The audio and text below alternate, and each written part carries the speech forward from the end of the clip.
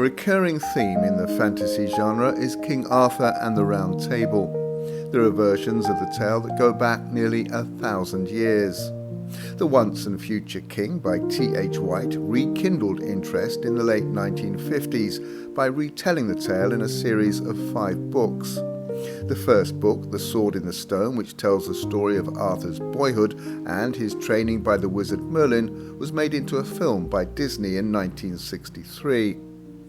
In the 1960s, a new generation of young readers was captivated by The Once and Future King and The Lord of the Rings.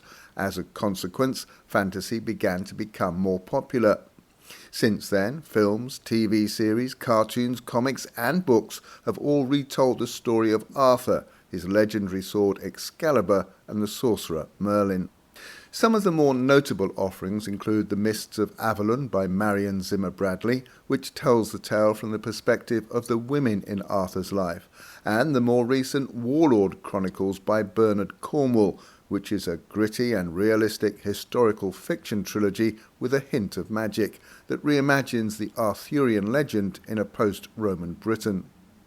But my favourite by far is the series written by Mary Stewart half a century ago, where the legend is told through the eyes of Merlin. Stewart was already a successful writer of historical fiction and a pioneer of a genre known as romantic suspense, which blended romance with mystery, before she turned her hand to the legend of Arthur. She was inspired to do so after reading about him in Geoffrey of Monmouth's History of the Kings of Britain, the first version of the story, which was written in the 12th century. The first in Mary Stewart's trilogy is The Crystal Cave. In her version, Merlin is the bastard son of a Welsh princess who, from an early age, has to hide his uncanny knack of knowing things before they happen. One day, Merlin stumbles across a cave filled with books and papers and containing a room lined with crystals. It's the home of Galapus, who becomes Merlin's tutor and friend. He teaches Merlin to understand the world around him and to harness the power of the Crystal Cave to see the future. The Crystal Cave is a first-person retelling of Merlin's life during the reign of Uther Pendragon, until the conception of Uther's son, Arthur.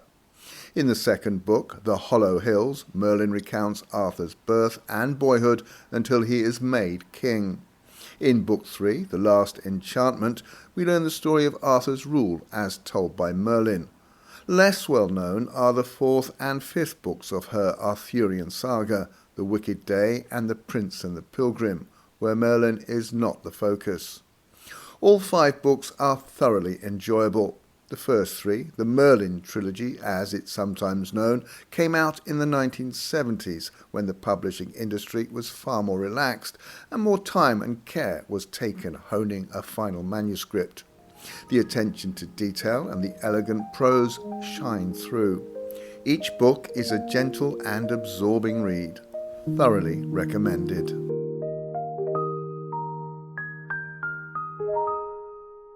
Well, that's all for this episode. If you like these podcasts and find them useful, please follow or subscribe and share them with your friends.